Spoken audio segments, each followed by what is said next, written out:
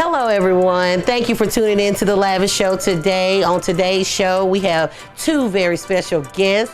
One, he's the judge of District 2, Mr. Terrence Packer, and also Constable Calvin Hutchins. So you don't want to miss this. These are two professional men that's working in the community today. So sit back and relax and enjoy the Lavish Show. Don't forget to subscribe to my YouTube channel and all of my social media platforms.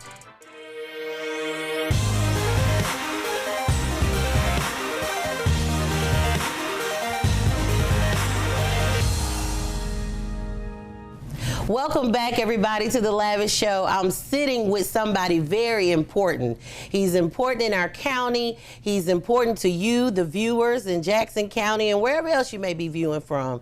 It is none other than Judge Terrence Packer. How are you, Judge? I am fantastic today. Thank you for that great introduction. I feel very important right now.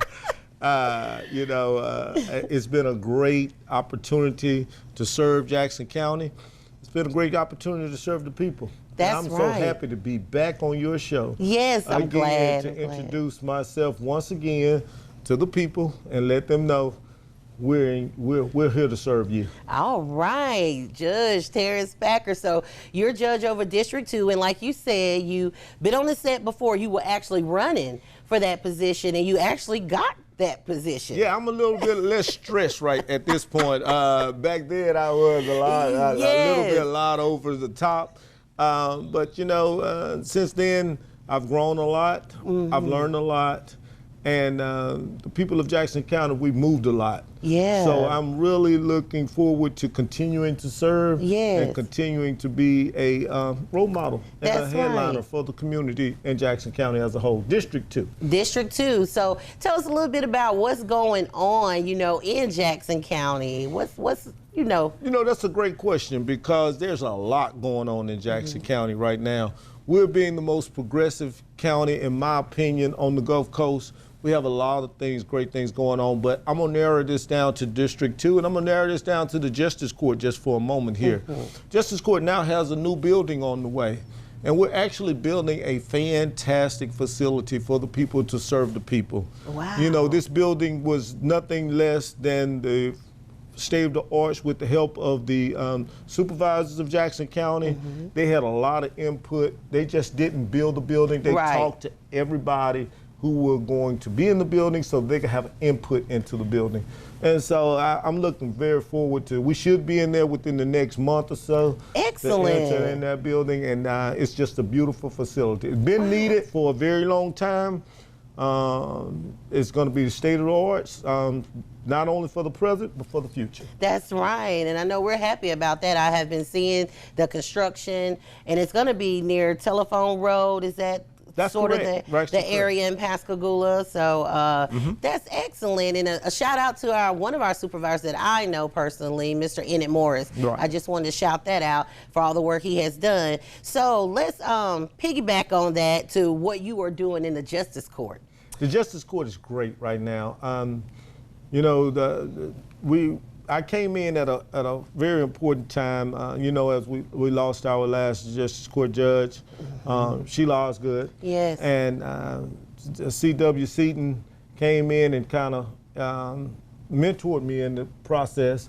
But I stepped in and we took the roles. Yeah. And we are dealing with a lot of cases, and the cases are constantly growing, unfortunately, but that's the nature of the business at this point.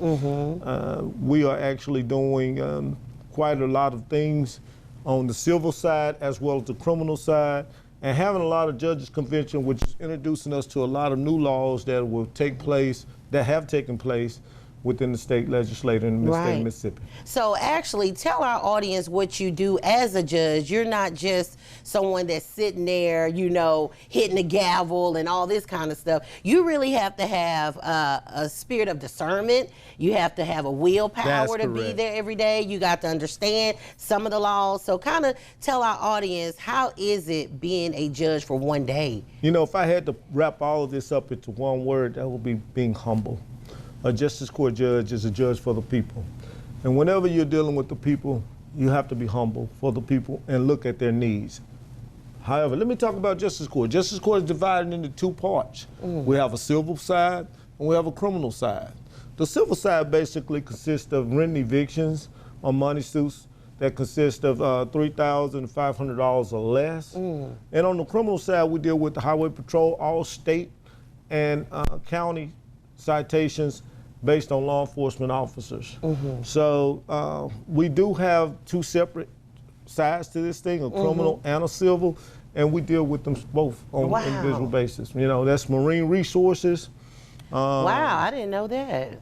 Wildlife, game warden, state trooper, the sheriff department, and on the civil side, like I said, we deal with rent evictions, money suits, and unfortunately, we have the hard task of dealing with protective orders when it comes down to domestic violence. So you hear a lot, you see a lot, you witness a lot. Yes, we do. Wow. Yes, we do. Yes. So these new laws that you're talking about, you know, we live in the state of Mississippi. So in our beautiful Magnolia state of Mississippi, there's some new laws. The best state you could ever imagine. I love my state. That's right. So what are some new things that have been, you know, channeling down the pipeline with these new laws concerning domestic violence? Do you have anything to tell our audience on that? Well, domestic violence is unfortunately, that's one of the major growing things that we're dealing with in justice court. And you know, there's a possibility now, as of 3 domestic violence, you could be faced with a felony.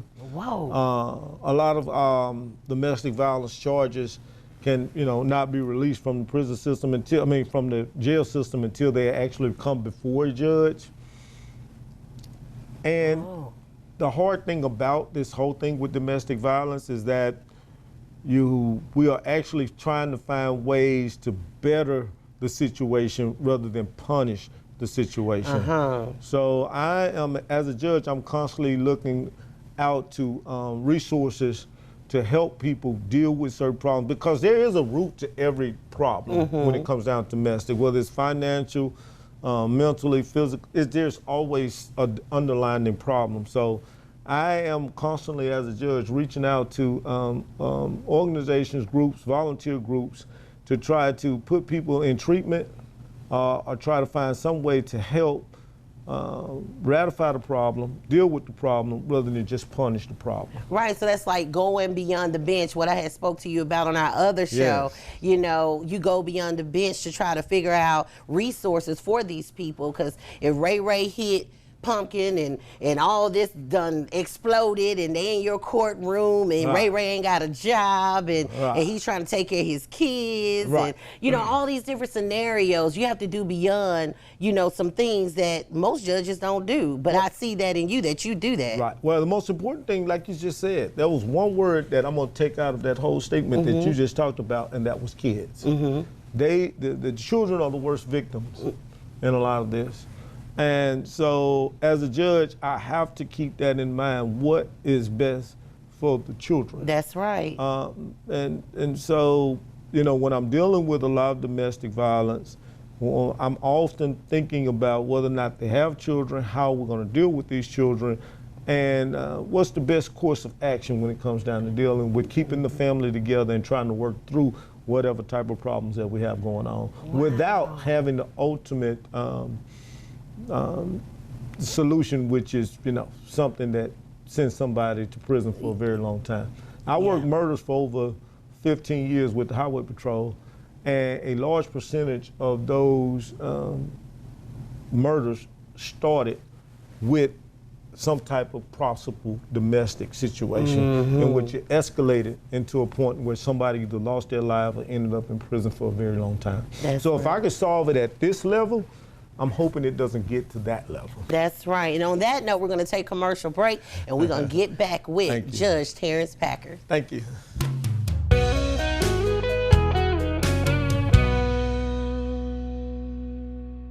The mini films. All right. Excellent.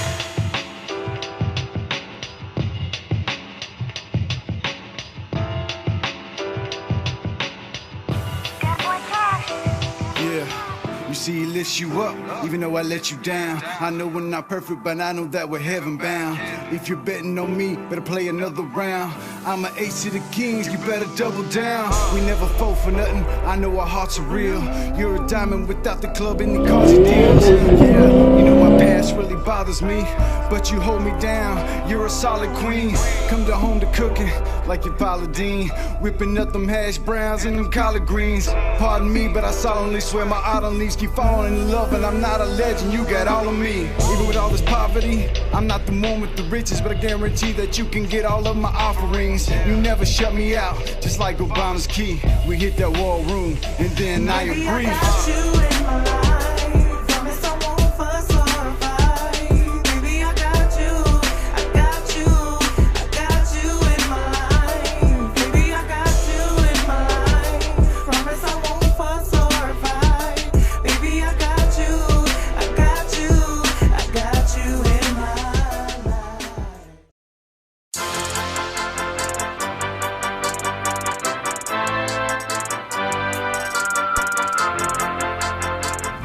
Welcome back, everybody. I'm sitting with Judge Terrence Packer of District 2 over in Jackson County. And, you know, you got into a little bit about the children that's in domestic violence situation and some of the things that you have seen with cases. You know, what I want to tell you is that I know personally that by being around you and seeing you work in the community and things like that, you have a heart to do it. Right. And that's what most people don't understand. They get positions or they run for office and they don't have a heart to do it. And you have to have a heart and your mind has to be right. And you said that you was a state trooper. So how long did you do that, you know, being a state trooper? I was a state trooper. I retired as a state trooper, 20-year Wow. stint in the highway patrol. 15 years of that time, I worked major murders for South Mississippi. I covered 24 counties for major murders. I was called out with the forensic team, and we did a lot of the forensics for the major murders of South Mississippi, which I'm looking at that, now that you asked me that question, that's made me want to probably, gave me one of the most educated opportunities to be the judge as possible, because it humbled me. It allowed me to see that everybody doesn't live the same. It allowed me to see that people are different. That's right. From every aspect of life. And with that said, it also allowed me to realize that anything can happen to anybody at any given time. So with that said, that really helped me. So I take that into my job every day, understanding that, you know, just because I do something doesn't mean that everybody does it the same way. That's right. You're very aware of your surroundings. You're aware. I'm just saying this for my young people, because we see young people, they don't know where they're going. No direction, no nothing. And that's a skill to develop. In order to be what you were doing, the state trooper and the judge now, that's a skill set, and everybody don't have it. So I applaud you. I'm giving you your flowers now. I appreciate it. Okay, I'm getting. But let's get back to that. So my next question is, how do you separate your personal life? I know your beautiful wife, Stephanie, your children, beautiful family. How do you separate your personal life from what you do in the courtroom? As you just said, you was over the cases in the state trooper, the murder cases. Right. How do you separate that? Because that takes a toll on your mind. It can be stressful. What helps you with that? It does. You know, when you're looking at being a judge and you're walking through hearing these particular cases with everyone and understanding we're human. You know, I do have my life, and you know, when you come to court and I get ready to sit on the bench, I pray and I ask for guidance, and I ask that I have the wisdom of Solomon. Okay. And a lot of times I come to the point now where I don't try to separate. I actually let myself be the person who I am, because I figured, I understand that helps me deal with everything else. Wow. So to separate myself will probably put me in a different category. I want to be in the category to where I can constantly relate, where I can constantly understand, and I can constantly make a decision that is not only fair, but benefits the people as a whole. That's right. Well said, Judge. Well said. Well said, because a lot of times, I am so serious, because a lot of times I say some of the people with those positions, you know, they take work home with them. Yeah. You know, and they're angry, and a lot of them get into trouble and things like that. So that's why I'm asking you. That's a heavy loaded question. You answered that very well. Well, you try not to we separate. do take it home, but like I said, as a state trooper, I've seen a lot. Yeah. As a judge, I've seen a lot. But, you know, to fight off what you've seen rather than to accept what you see, and don't get busy reflecting, get busy helping. And I do want to say this before we bring on our next special guest, but I do want to say this. Your wife invited me to a community event at a park, and it was so funny because I have never seen you out of the suit or whatever like that. And we went to that park, and it was barbecuing, and we was tasting the food. Oh, yeah. And here goes Judge Packer with the community, right? He's in the community talking, "What's up, man?" and all that. And that really made me feel good, because you had the persona and you had the communication with the community. It was a blessing. I didn't change. You didn't change. I didn't change. I try not to change. I will not change. I am what most people say, T-Pat. T-Pat. You know, and I think that's what makes being a judge of District 2 so unique. Yes. You know, a lot of times the people need to see somebody who can relate, who feels, who is concerned, and someone who can say, you know what, this guy, he's from where I am, you know? And so when I do have to follow the law, that's the guideline, you know, they understand that I'm doing my job. That's right. That's so whether right. or not I rule in your favor or outside of your favor, don't take it personal, because I'm not. I'm not. I'm doing my job. And That's right. From that time, we're in a collaboration. This is the first time in District 2, in my opinion, that we've had a great relationship with the supervisor, the judge, and the constable.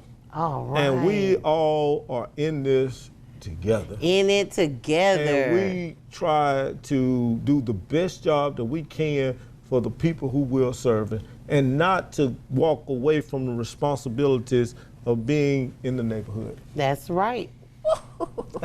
All right. Well, we're going to a commercial break, and when we come back, we got another special guest. Stay tuned. Thank you very much.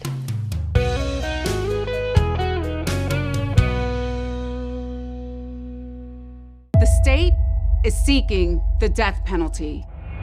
From the mind of El Rico Tunstall Studios. So let me get this right. He cheats on you, lies to you, belittles you, and takes every possession you own. In association with Yabui Media.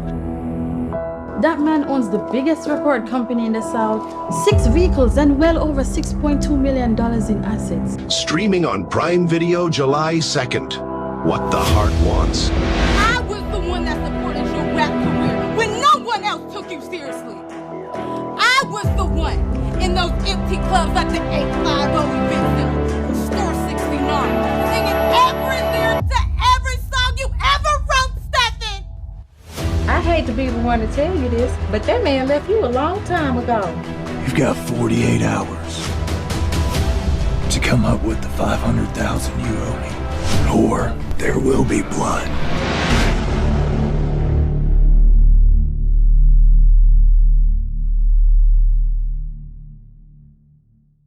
Your boy, they waiting on who next.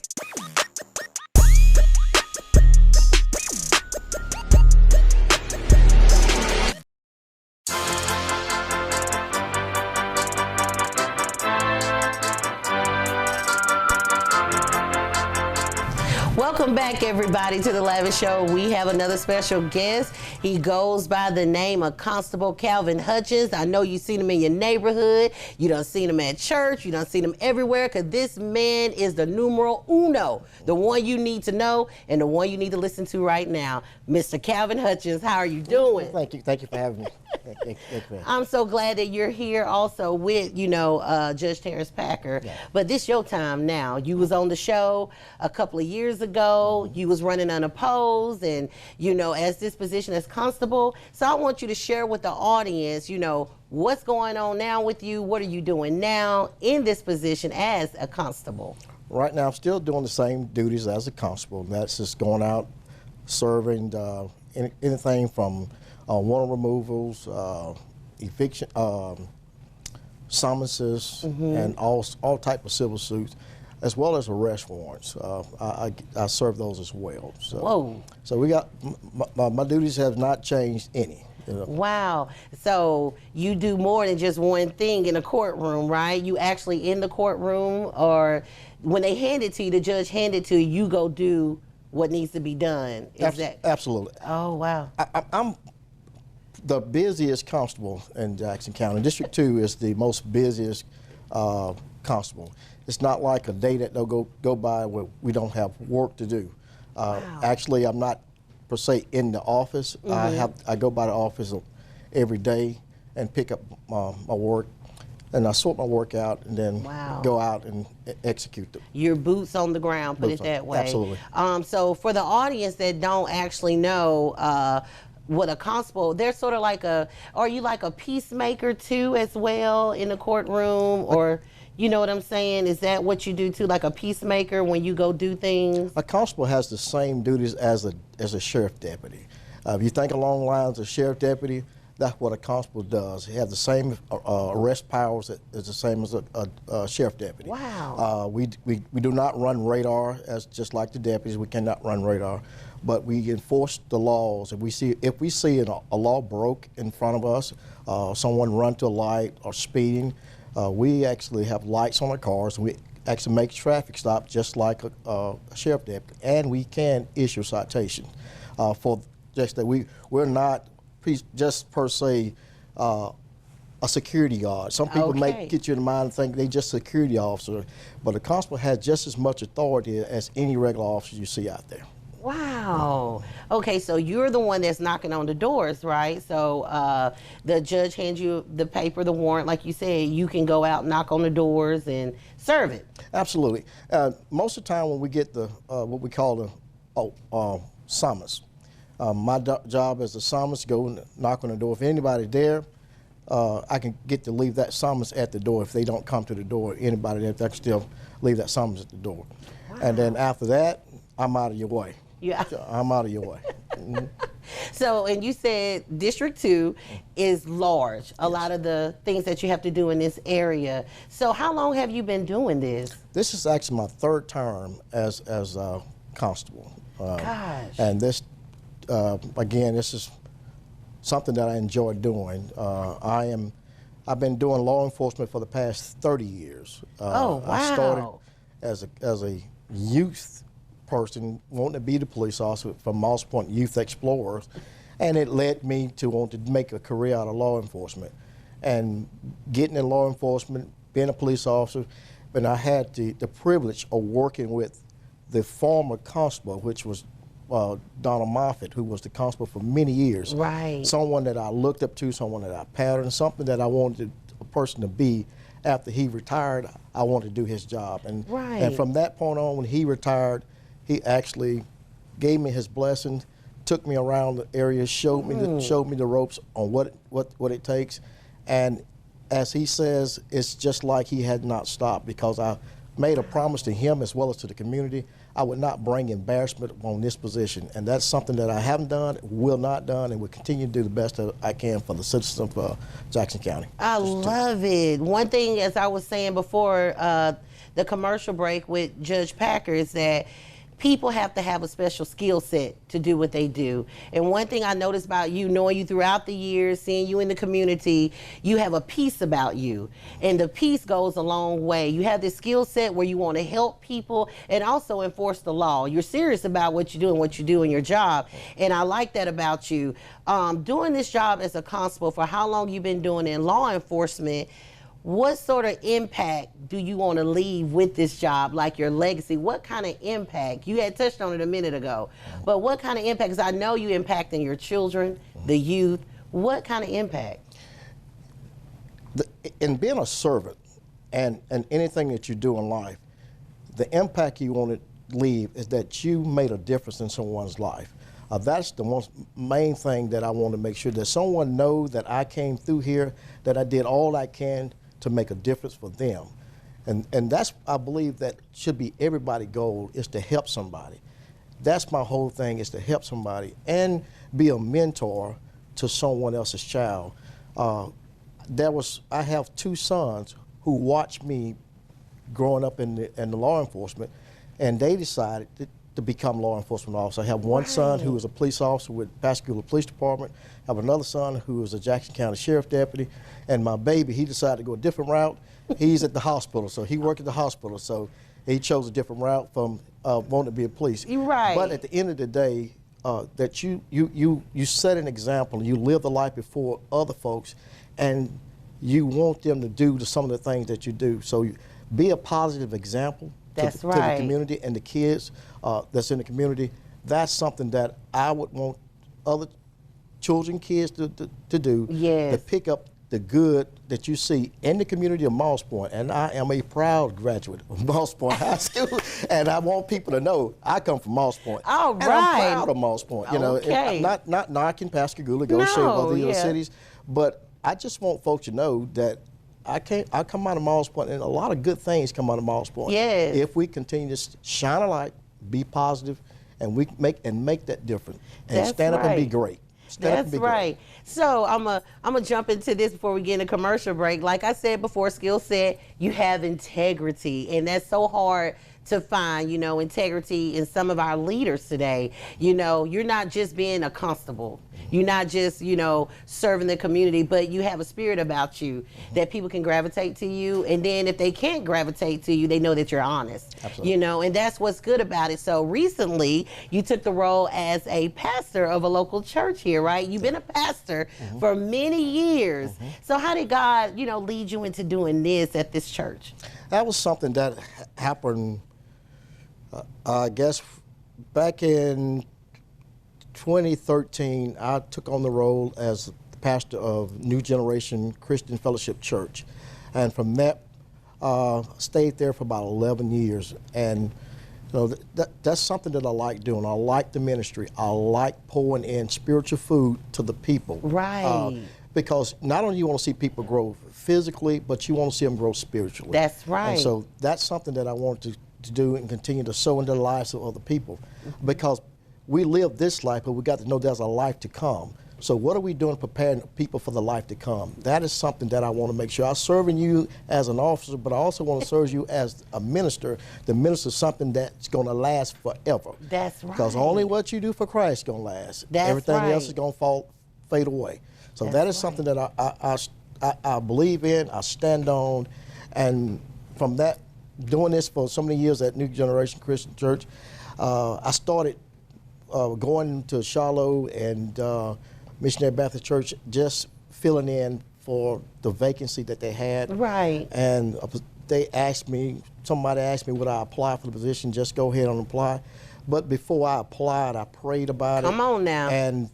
And going through the prayer, and God led me there, and went through the process, and now back in April of 20, I was officially voted in as the pastor of Shiloh Missionary Baptist Church, a place now I enjoy being with. Congratulations, congratulations. And if the audience don't know, this is like, I would say a historical church, because Shiloh Baptist Church has been there forever. Yeah. So, you know, it wasn't hard for people to understand why you took that position, because you're already a peacemaker is what I'm saying, integrity, and they knew what they were doing when they, you know, elected you. So I'm just glad to be your friend, glad to know you, and I thank you for your service, you know, in the community. And on that note, we're going to take a commercial break, and we'll be back with Constable Calvin Hutchins.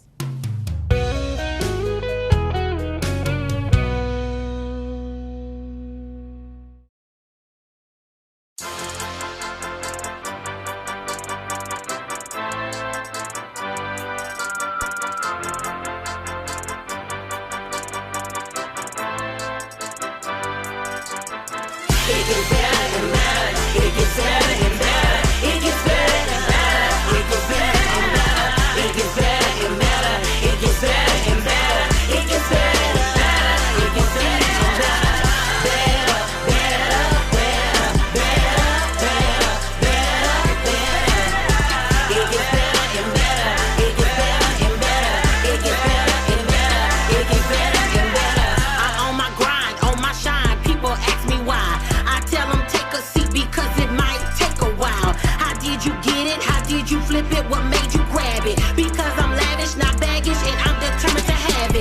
nothing in my way. I'm going into space to meet with my creator, talk to him face to face. When I was young, I was blamed for a hit and run. Popping Molly, smoking trees, the devil had me gone. Creator said it's not over, you're not the only one. Trust in me, you a soldier, this is how it's done. Trench holes get nasty, street corners get trashy. Crack house to the trap house, got people thinking it's magic. It gets better and better, it gets better and better. It gets better and better, it gets better and better. It gets better and better, it gets better and better. It gets better and better, it gets better and better. Better, better, better, better, better, better, better. It gets better and better, it gets better and better. It gets better and better, it gets better and better.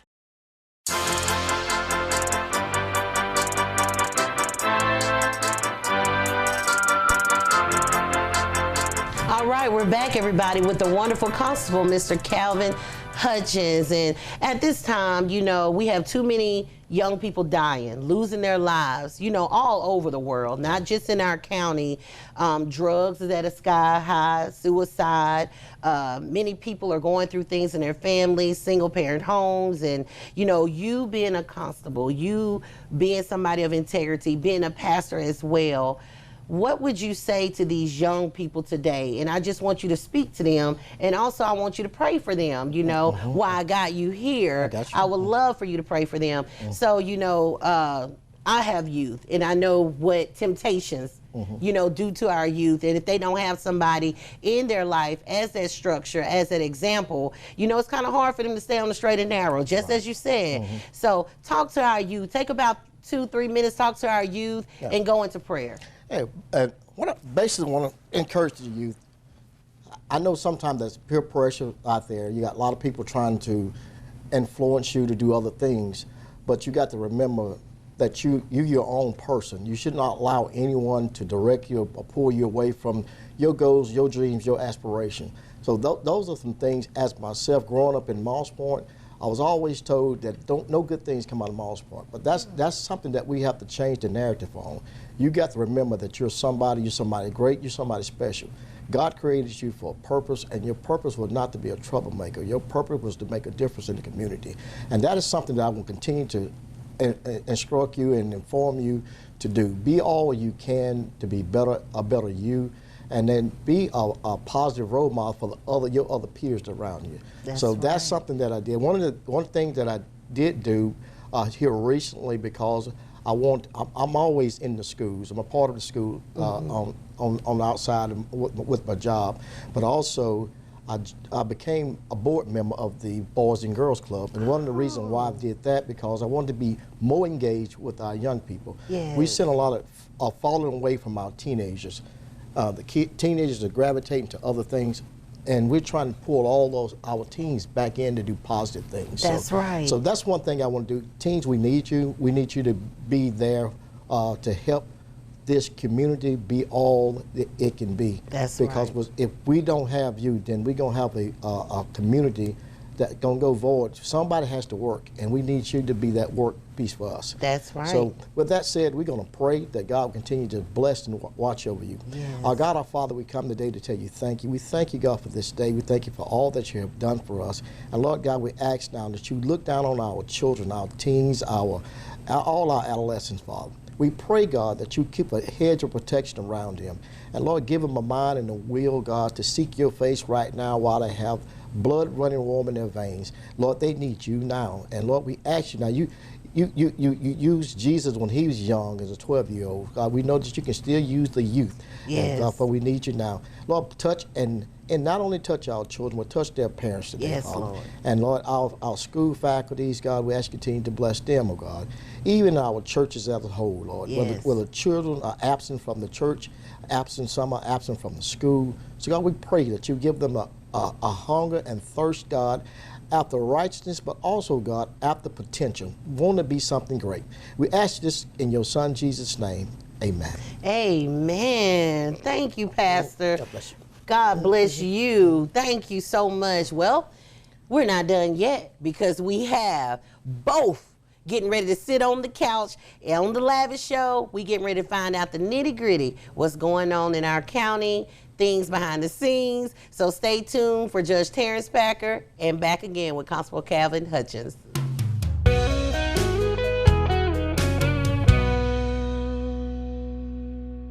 I love you, Stefan. Yeah. Love you too, babe.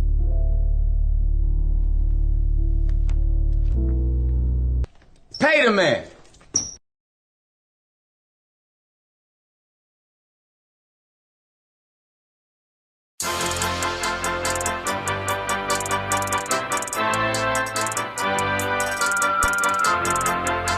Welcome back, everybody. I'm sitting with the two most professional brothers here on the coast that have very important jobs in District 2. We have Judge Terrence Packer and Constable Calvin Hutchins. Thank y'all. Thank y'all. So let's get into this difficult question, what I would say that's, only you two can answer. What is the most challenging things that y'all are facing in the courtroom? Things that you see, people, cases, or just in the community. What are some of the difficult things that y'all are faced with? I think I'm gonna go first here because I like to talk when Calvin and I work together quite closely. We communicate quite a lot, and one of the most difficult things that he and I actually deal with is probably going to be based around rent and eviction. Rent and eviction is a very sensitive subject. We talked earlier about children, and in my opinion, that's one of the situations where children have to come first. A lot of times we get landlords on rent and eviction, and we have tenants, and those are two, and the laws are very strict and unique about it. They've changed over the last couple of years, and we as the Justice Court, the Constable, we have to adhere to those laws. Right. A lot of times we do have a little leeway when it comes down to it. I try not to put a family out if they have children on a child's going their first day of school. I try to keep all this in mind. However, I cannot neglect the landlord's responsibility because they have to run their business as well. The temperature is below 30 degrees outside. I try to give the opportunity of an extra day or two for that family to find somewhere to live or home to live in. Calvin and I work very closely. We spend countless nights sometimes trying to figure out not only how can we make our jobs better, but we can do our jobs, keep our jobs in a unique situation where we help everyone. But you asked that question, very important question. That is one of our most difficult situations.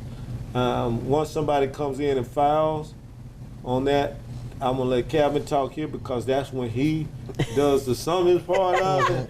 So I'm gonna turn this. It is not funny. It's a serious situation, but I'm laughing because I just am amazed at the strength and the integrity that y'all have to do this. It is a very important thing, and it demands that the judge works with the constable. The constable works with the judge.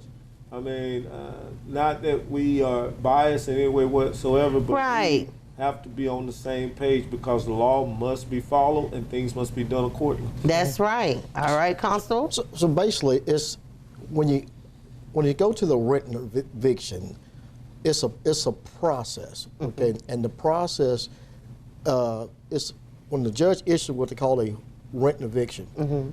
I go to the house of the residence, wherever it is, to serve that person with that written eviction summons. All right, that person has a responsibility to come to court. All right, that person either comes to court or don't come to court. I wouldn't know the difference because I'm not in the court at the day of that court, court time. So what happens if they don't show up for court? Then that's when a default judgment is rendered to the person who has to file the suit. So then the judge himself would issue a warrant of removal, but that's before that warrant of removal is issued. That's a 7-day waiting period before he even does that. Okay. Even trying to give the benefit of the doubt of these people coming to rectify their problem with the landlord. Right. Right. And then once they've don't do that, then we get what we call a warrant of removal. That's when I go out to the house to execute the warrant of removal, and that's when the landlord is with me when we go to the house. So it's a process. But when I get to that house, the landlord has to change locks on the door. If the people are home, we ask them to come out of the house, and they have to make arrangement with the landlord because the house is at that time turned back over to the landlord. Wow. The landlord has what they call a 72-hour access that they have to allow those tenants access in to gain their property. They cannot hold their property in lieu of rent. They cannot restrict them from going in to get their belongings within this 72-hour range. That sometimes is the problem where the landlord sometimes refuses to open the door for them to get their access. That's when I'm get called back out or what have you to mitigate through their problem. But if they will follow what the law says, give them access, we wouldn't have those conflicts. Right. So, but that's what you kind of run into. And then say after these 72 hours are up, if the people fail to come or go in, if they didn't put forth an effort to come and get their belongings out of the house, then the landlord at that time can take everything out of the house and put it to the side of the road after the 72 hours have expired. Wow. So that's the process. And getting the landlords to understand that is sometimes a difficult thing because they want to try to bully, some of them wants to try to bully the tenant and then use me as a referee. And at the time, we're not going to have court out there when we're going to do what we're supposed to do, but we're not here to argue what's what. We're going to do what the law says. That's right. I've even told landlords we're going to follow what the law says. You're going to allow them access in and do what you're supposed to, because the court still has jurisdiction within those 72 hours, and so I'm going to make sure that that transaction happens. And so getting the landlords to understand that sometimes can be difficult, but what happens is when emotion gets involved, and that's one of the problems that you have, and I often tell landlords as well as tenants that we're not going to have any type of arguments out here. Now, if we can't handle this as civilized, then what I do, I shut the whole process down, send the landlord off, and send everybody and shut the whole process down. And then I call the judge and let the judge know this is where we at with this. And because if I don't shut it down, then what's going to happen? I'm going to arrest the landlord and I'm going to arrest the person and the tenant. So we have two people going to jail. And so a lot of people think that the constable have no arrest power. That's when you would cause me to go ahead and do what I have to do. And I'm not short on bringing you to jail. Landlord, if you get out of line, I'm going to take you to jail. I'm bringing you to jail. And the tenant, if you get out of line, I'm going to take you to jail. But if we follow what the law says, we won't have none of these issues. Right. And so that's what I try to do. Make sure we do everything according to the law. Now, if we do not have paperwork, another problem we run into is that landlords trying to lock people out of the house without a court process. They cannot do that. So you have to have, if it haven't came from the court, then you cannot put no one out. And that's some of the issues that we run into. Wow.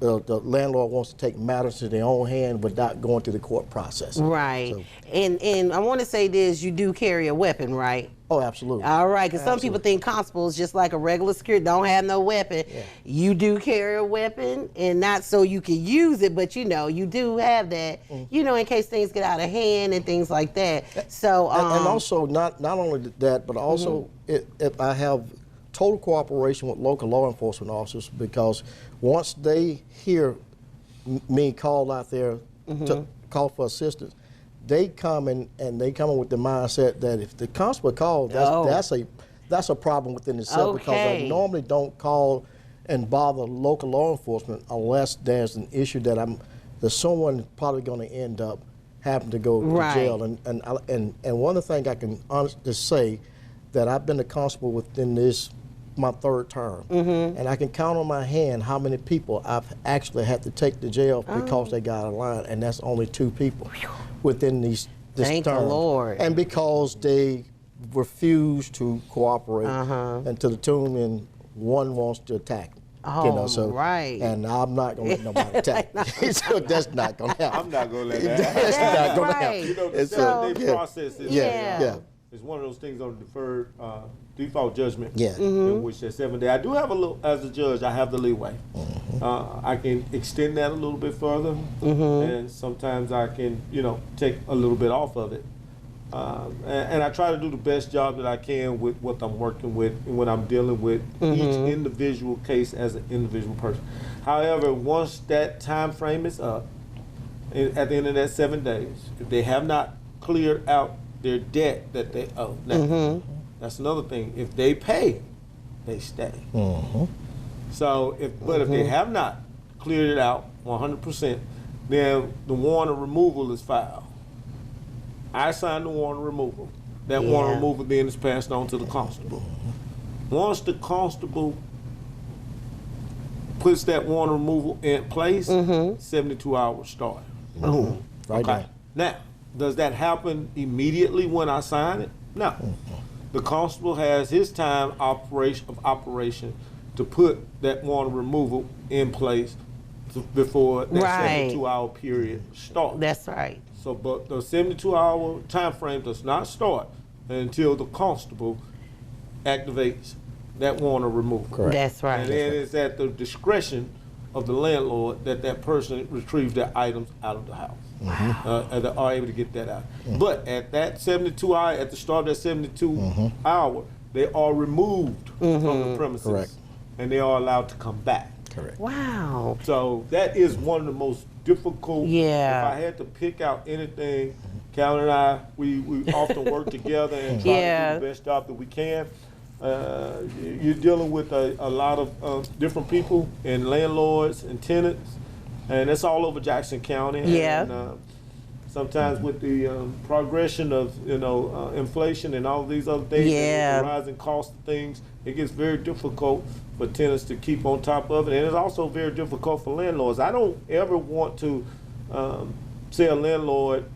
I take every case individually, so I treat everybody the same as far as the landlords and the tenants. I realize everybody has a skin in the game at this point, so nobody should have to go without if they're doing the right thing and following the law. That's right. And one of the things that I always run into is the landlords and the tenant.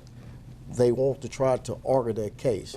Well, when I show warrant of removal, it is an enforcement action. I'm there to enforce the court order given me by the judge.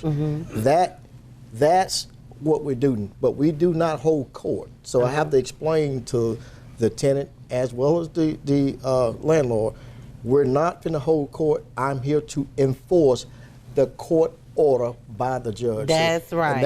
And that's I'm an enforcer.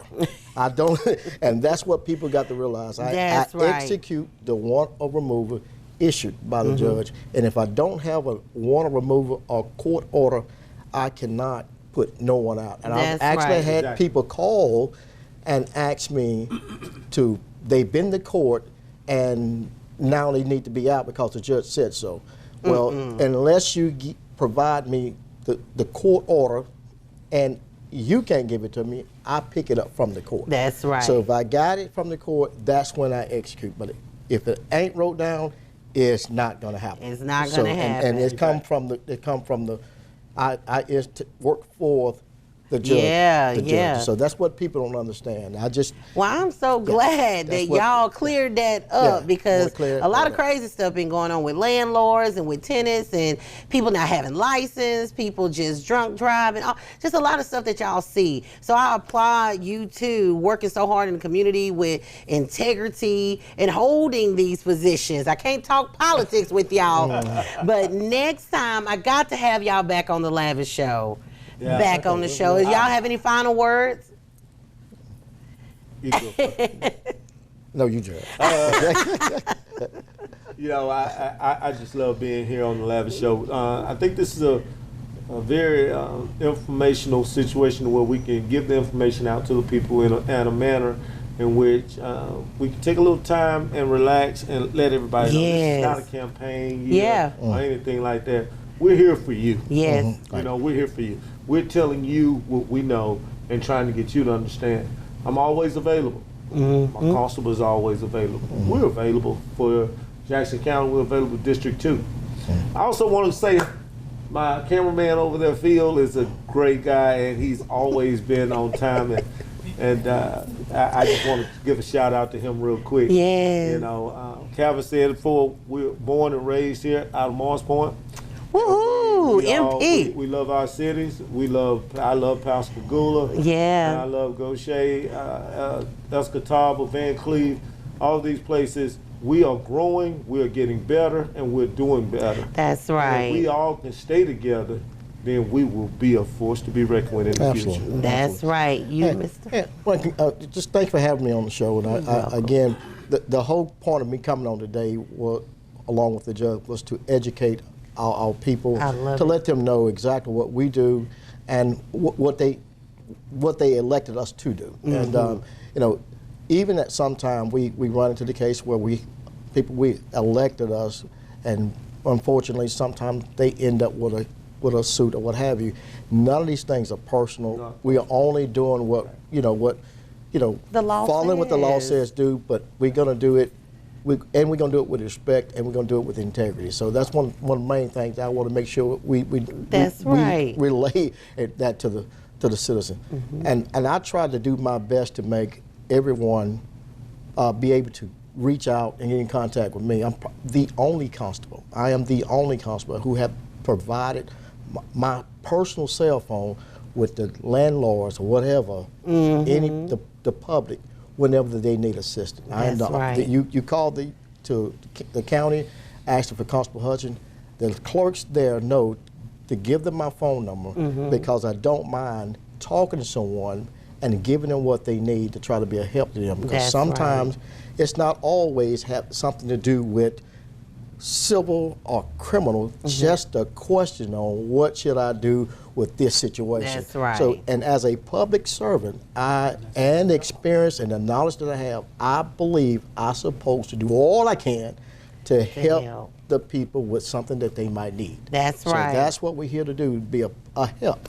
And so again, thank you for having me, and I'm going to continue to serve and protect and do what I'm supposed to do. Not as a man, as a man that really loves this community. I tell you, I really love my community. We won't let you down. Yeah, we're not going to do it. Well, thank y'all. Thank y'all so much. And thank you for being on the Lavish Show. And I know you won't be a stranger. I have to bring you back on next year or whenever something's popping off. We're going to bring you on. Well, there you have it, audience. I love you. Make sure you subscribe to our YouTube channel, Shira Stallworth. See you back at the same time, same place, The Lavish Show. Better, better.